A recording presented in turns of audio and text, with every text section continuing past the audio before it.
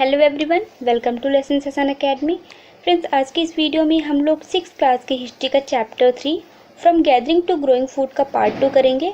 Part 1 में हमने देखा कि कैसे जो है फार्मिंग एंड हर्डिंग की जो है वो शुरुआत हुई एंड लोग जो है अब फार्मर्स एंड हर्डर्स बनने लगे थे। अब जो लोगों ने प्लांट को ग्रो करना स्टार्ट किया तो उन लोगों को एक ही प्लेस पे लंबे समय के लिए रहना पड़ता, जिसकी वजह से लोग जो है वो सेटल लाइफ की तरफ बढ़ने लगे थे। इस वीडियो में हम लोग उनके जो कस्टम्स एंड प्रैक्टिसेस थे उसके बारे में पढ़ेंगे। तो देखिए, जो आर्कियोलॉजी है वो इसके बारे में हमें डायरेक्टली नहीं बताती है, बट स्कॉलर्स जो कि आज के प्रेजेंट डे के फार्मर्स हैं जो कि सिंपली एग्रीकल्चर करते हैं, उनकी लाइफ्स के बारे में स्टडी करते हैं एंड उनके साथ साथ ये लोग जो हर्डर्स हैं उनकी लाइफ के बारे में भी ये लोग स्टडी करते हैं। तो इनको पता चलता है कि जो फार्मर्स एंड हर्डर्स हैं वे लोग एक ग्रुप में रहते हैं जो कि ट्राइब कहलाता है। एंड स्कॉलर्स को ये भी पता चलता है कि ये जो ट्राइब के लोग होते हैं जिन कस्टम्स एंड प्रैक्टिसेस को फॉलो करते हैं वे बहुत समय पहले ही एग्जिस्ट हो चुके हैं, यानी काफ़ी टाइम पहले से ही लोग उनको फॉलो करते आ रहे हैं। तो अब ट्राइब की बात हुई है तो यहाँ पे देखिए ट्राइब के बारे में कुछ इन्फॉर्मेशन दी गई है, इसको एक बार हम देख लेते हैं। तो देखिए, जो ट्राइब के लोग होते हैं ज़्यादातर 2 या 3 जनरेशन के लोग होते हैं जो कि एक साथ जो है एक स्मॉल सेटलमेंट में या फिर एक विलेज में रहते हैं। एंड इनकी जो फैमिली होती है वो एक दूसरे से रिलेटेड होती है एंड ये फैमिलीज़ मिलकर ही एक ग्रुप बनाते हैं जिसे हम ट्राइब कहते हैं।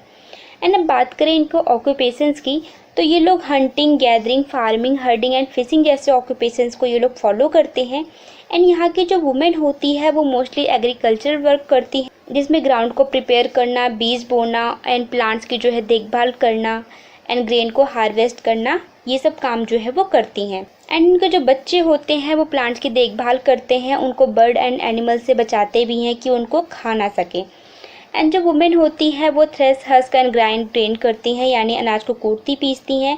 एंड जो मेन होते हैं वो ज़्यादातर जो बड़े झुंड में एनिमल्स होते हैं उनको चराने के लिए ले जाते हैं एंड बच्चे जो होते हैं छोटे झुंड वाले एनिमल की देखभाल करते हैं। एनिमल को क्लीन करना हो या फिर मिल्क निकालना हो, ये काम जो है मैन एंड वुमेन दोनों लोग ही मिल के करते हैं। एंड मैन वुमेन जो है साथ साथ ये लोग बर्तन बनाते हैं, बास्केट्स बुनते हैं, टूल्स एंड हट्स बनाते हैं। एंड इसके साथ साथ ये लोग जो है सिंगिंग, डांसिंग एंड जब हट को डेकोरेट करना होता है तो इन सारी एक्टिविटीज़ में ये लोग जो है साथ साथ पार्टिसिपेट करते हैं। तो अब देखिए, आगे बताया गया है कि जो ट्राइब के लोग होते हैं वो कुछ मैन को अपना लीडर चुन लेते हैं। एंड ये जो मैन होते हैं या फिर ये ओल्ड होते हैं या फिर एक्सपीरियंस होते हैं या फिर यंग और ब्रेव वॉरियर होते हैं या फिर प्रीस्ट होते हैं। एंड ये लोग वो जो ओल्ड वुमेन होती हैं उनकी भी नॉलेज एंड विजडम को या फिर उनके जो अनुभव होते हैं उसको ये लोग काफ़ी रिस्पेक्ट देते हैं। देखिए, इन ट्राइब का जो होता है अपना एक यूनिक कल्चर एंड ट्रेडिशन होता है जिनमें उनकी अपनी लैंग्वेज, अपनी म्यूज़िक, अपनी स्टोरीज़ एंड पेंटिंग्स इंक्लूड शामिल होती है। एंड इनके जो है अपने खुद के देवी देवता भी होते हैं। तब क्या बातें हैं जो कि एक ट्राइब को एक जो दूसरी सोसाइटी होती है उससे डिफरेंट करती है, तो ये है कि जो ट्राइब के लोग होते हैं वो जितने भी नेचुरल रिसोर्सेज हैं, चाहे वो लैंड हो, फॉरेस्ट हो, ग्रास लैंड हो, वाटर हो, इन सब पे वो लोग पूरी ट्राइब का इक्वल राइट मानते हैं एंड ये लोग इसको इक्वली शेयर करते हैं।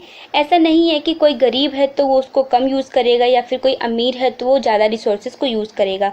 वो सबका इक्वल राइट मानते हैं, सबको सेम अपॉर्चुनिटी मिलती है कि वो नेचुरल रिसोर्सेज को अपने ज़रूरत के अकॉर्डिंग यूज़ कर सकें।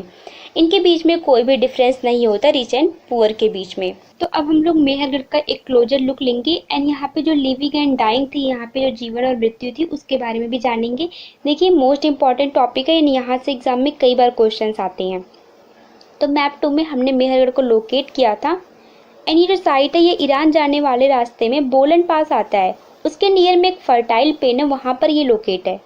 और मेहरगढ़ जो है शायद उन प्लेसेस में से एक प्लेस था जहाँ की मैन एंड वुमेन ने सबसे पहले बार्ली एंड वीट को ग्रो करना स्टार्ट किया एंड इसके साथ साथ इन्होंने शीप एंड गोट्स जैसे एनिमल्स को भी फर्स्ट टाइम रियर किया। ये जो अर्लीस्ट विलेज में से एक है जिसके बारे में हम जानते हैं। देखिए, जो आर्कियोलॉजिस्ट है जब ये साइट्स की खुदाई करते हैं तो इनको कई सारे एविडेंस मिलते हैं अर्लीस्ट लेवल्स पे, किस फॉर्म में, एनिमल बोन्स की फॉर्म में। इनको अर्लीस्ट लेवल पे डियर एंड पिग जैसे एनिमल्स की बोन्स मिलती हैं एंड उसके बाद के लेवल्स पे इनको शीप एंड गोट जैसे एनिमल्स की बोन मिलती हैं एंड उसके बाद के जो लेवल्स होते हैं इनको वहाँ पर कैटल बोन्स मिलती हैं। देखिए, लेवल्स के आपको समझ नहीं आया होगा तो मान लीजिए ये कोई साइट है। जब आर्कियोलॉजिस्ट इस साइट की खुदाई करते हैं तो ज़मीन के सबसे नीचे वाले हिस्से में इनको डियर एंड पिग जैसे जो वाइल्ड एनिमल्स थे उसकी बोन्स मिलती हैं यहाँ पर। एंड उसके ऊपर थोड़ा आते हैं तो इनको शीप एंड गोट जैसे एनिमल्स की बोन मिलती है। एंड सबसे ऊपर वाला जो लेवल होता है यहाँ पर इनको कैटल बोन्स मिलती हैं। तो जो सबसे पहले जिसकी डेथ होगी उसको सबसे नीचे दफनाया जाएगा, एंड उसके बाद जिसकी डेथ होगी वो उसके ऊपर आएगा, एंड उसके बाद सबसे बाद में जिसकी डेथ होगी वो सबसे ऊपर दफनाया जाएगा। तो ऐसा देखकर लगता है कि लोग जो है अब शायद कैटल को लोग रियर करने लग गए थे, कैटल को लोग पालने लगे थे। तो ये देखिए अर्लीस्ट एंड लेटर लेवल्स में भी कुछ खास नहीं है, इसमें वही चीज़ें हैं जो अभी हमने ऊपर देखा। अगर आप इसे पढ़ना चाहते हैं तो आप इसे एक बार देख सकते हैं। अब देखिए मेहरगढ़ के बारे में बताया गया है कि यहाँ पे स्क्वायर और रेक्टेंगुलर हाउसेस के रिमेन्स मिले हैं। यहाँ के जो हाउसेस होते थे या तो वे रेक्टेंगुलर शेप में होते थे या फिर वो स्क्वायर शेप में होते थे। एंड यहाँ पे हाउसेस में हर हाउस में 4 या फिर उससे ज़्यादा कंपार्टमेंट मिले हैं, या तो 4 कमरे मिले हैं या फिर उससे ज़्यादा मिले हैं। एंड कुछ को जो है स्टोरेज के लिए यूज किया जाता था। हमने पढ़ा कि अब जो लोग थे उन्होंने क्रॉप्स को उगाना स्टार्ट कर दिया था, तो उनके पास सीड्स वगैरह होती थी, तो वो लोग 1 या फिर उससे 2 कमरे में वो लोग उसको स्टोर भी करते थे। एंड देखिए अब यहाँ पर एक खास बात बताई जा रही है कि जब यहाँ के लोगों की डेथ होती थी तो इनके जो रिलेटिव्स एंड इनके फ्रेंड्स थे वो उनको रिस्पेक्ट पे करते थे। इनका मानना था कि डेथ के बाद भी एक लाइफ होती है। यहाँ पे जो कई सारी बुरियल मिली है उनको खास तरह से अरेंज भी किया जाता था। एंड यहाँ पर एक ऐसी बुरियल भी मिली है जिसमें पर्सन के साथ जो है वो गोट को यानी बकरी को भी दफनाया गया है। शायद लोगों का यही मानना था कि डेथ के बाद जो है तो जीवन होता है, तो नेक्स्ट वर्ल्ड में उनके फूड के लिए वो गोट को जो है उसके साथ दफनाया गया था। यहाँ पर देखिए आप पिक्चर में भी देख सकते हैं कि ये एक डेड पर्सन है एंड इसके साथ जो है ये गोट्स को भी दफनाया गया है। तो अब हम लोग क्लोजर लुक लेंगे दाउजले हेडिंग का। देखिए जितने भी ये अलग अलग से पॉइंट दिए जा रहे हैं, चाहे वो मेहरगढ़ हो या फिर दाउजले हेडिंग हो, ये मोस्ट इंपॉर्टेंट टॉपिक है। यहाँ से एग्जाम में कई बार क्वेश्चंस आते ही आते हैं।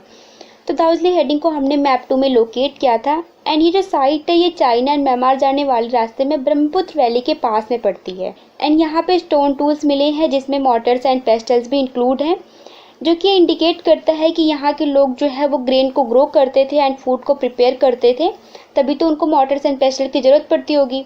एंड यहाँ पर एक जेडाइट पत्थर भी मिला है जो कि शायद चाइना से आया होगा। एंड यहाँ पर देखिए एक खास तरह के टूल्स मिले हैं जो कि फॉजिल वुड से बनाए जाते थे। फॉजिल वुड क्या होता है, जब कोई बहुत पुरानी लकड़ी होती है एंड वो हार्ड होकर पत्थर में कन्वर्ट हो जाती है, स्टोन में कन्वर्ट हो जाती है, तो उसे फॉजिल वुड कहते हैं। तो यहाँ पर फॉजिल वुड के बर्तन एंड टूल्स भी मिले हैं। तो अब एल्सवेयर में देखते हैं। Find Turkey in your atlas. तुर्की को हमें फाइंड करना है अपने एटलस में, इसे आप ढूंढिए। यहाँ पर एक फेमस नियोलिथिक साइट से केटाल युग जो है वो तुर्की में पाया गया है। एंड यहाँ पे एक दूर दराज जगहों से कई सारे जो सामान है वो लाए जाते थे, उनका यूज भी होता था, जैसे flint from Syria and cowries from Red Sea and shells from Mediterranean Sea. तो यहाँ पर कॉरीज जो है वो रेड सी आती थी एंड जो फ्लिंट होती वो सीरिया से आते थे एंड मेडिटेरेनियन सी से शेल्स आते थे। इनका जो लोग है वो यूज़ करते थे।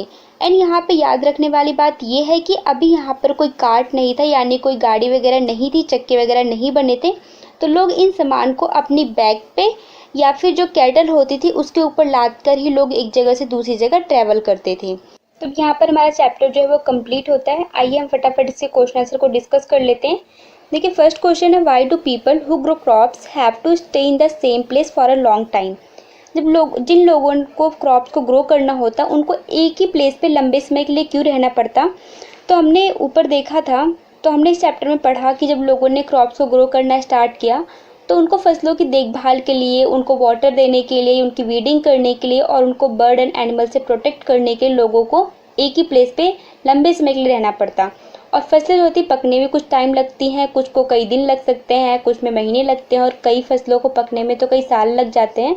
तो इस वजह से भी लोगों को एक ही प्लेस पे लंबे समय के लिए रहना पड़ता था। अब देखिए नेक्स्ट क्वेश्चन है, look at the table on page number 25। If Nano wanted to eat rice, which are the places she should have visited. देखिए इस क्वेश्चन में पूछा गया कि नैनुओं को राइस खाना होगा तो उसे किन प्लेसेस पे विजिट करना होगा। तो पेज नंबर 25 जो टेबल थी उसमें हमने देखा था कि राइस जो है वो कोल्डेहवा और महागढ़ जो कि उत्तर प्रदेश में है, वहाँ पर राइस के एविडेंस मिले हैं। तो अगर नैनुओं को राइस खाना होगा तो या तो कोल्डेहवा में उसको जाना पड़ेगा या फिर उसको महागढ़ में जाना पड़ेगा, जो कि दोनों के दोनों ही उत्तर प्रदेश में है। तो क्वेश्चन नंबर 3 है, Why do archaeologists think that many people who lived in Mehergarh were hunters to start with and that herding became more important later? यानी जो लोग मेहरगढ़ में रहते थे, आर्कियोलॉजिस्ट ऐसा क्यों मानते हैं कि पहले उन्होंने हंटिंग स्टार्ट की थी एंड बाद में जो हर्डिंग है वो उनके लिए इम्पॉर्टेंट हो गई थी। तो देखिए, हमने पढ़ा कि जब आर्कियोलॉजिस्ट किसी साइट की खुदाई करते हैं तो उनको सबसे नीचे के लेवल्स पे उनको एनिमल्स, जो वाइल्ड एनिमल्स थे उसकी बोन्स मिली है, जैसे डियर एंड पिग जैसे जो एनिमल थे उनकी बोन्स मिली है, एंड उनके बाद के लेवल्स पे इनको कैटल बोन्स मिली है। तो इससे पता चलता है कि जो वहाँ के लोग थे वो सबसे पहले जो है वो हंटिंग करते थे एंड जो वाइल्ड एनिमल्स थे उनको मार के खाते थे, एंड ऊपर जो है इनको कैटल बोन्स मिली है। तो इससे पता चलता है कि लोग जो है कैटल को लोग रियर करने लग गए थे, हर्डिंग उनके लिए काफ़ी ज़्यादा इंपॉर्टेंट हो गई थी। क्वेश्चन नंबर 4 में हमें ट्रू और फॉल्स बताने हैं। तो ए में पूछा गया है millets have been found at Hallur. तो मिलेट जो है वो हल्लूर में पाए गए हैं, बिल्कुल पाए गए हैं, हमने यही पढ़ा था। एंड सेकंड है people in Burzahom lived in rectangular houses. तो ये गलत है, हमने पढ़ा था कि जो यहाँ के बुर्जहोम के जो लोग थे वो पिट हाउसेज में रहते थे, तो रेक्टेंगुलर हाउसेज में वो लोग नहीं रहते थे, इसलिए ये गलत हो जाएगा। थर्ड है चिरांद इज ए साइट इन कश्मीर। जो चिरांद है वो कश्मीर की साइट है, तो चिरांद जो है वो कश्मीर में नहीं है, चिरांद जो है वो बिहार में है। फोर्थ है jadeite found in Daojali Hading many have been bought from China. तो हमने पढ़ा कि जेडाइट का जो पत्थर है वो दाउजली हेडिंग में पाया गया है और जो कि शायद चाइना से आया होगा, तो ये हमारा ट्रू हो जाएगा। तो यहाँ पर हमारे क्वेश्चन आंसर भी कंप्लीट होते हैं। मिलते हैं नेक्स्ट वीडियो में। वीडियो कैसी लगी आप कमेंट करके बताइए, और अगर पसंद आई हो तो इसे लाइक कीजिए और अपने फ्रेंड्स के साथ शेयर भी कीजिए और हमारे चैनल को सब्सक्राइब कीजिए।